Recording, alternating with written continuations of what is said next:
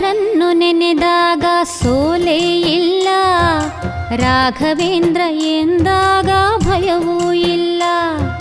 ರಾಯರನ್ನು ನೆನೆದಾಗ ಸೋಲೇ ಇಲ್ಲ, ರಾಘವೇಂದ್ರ ಎಂದಾಗ ಭಯವೂ ಇಲ್ಲ.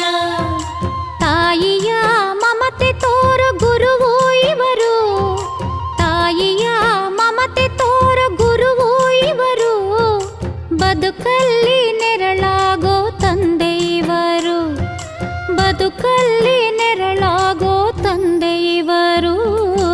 ರಾಯರನ್ನು ನೆನೆದಾಗ ಸೋಲೇ ಇಲ್ಲ.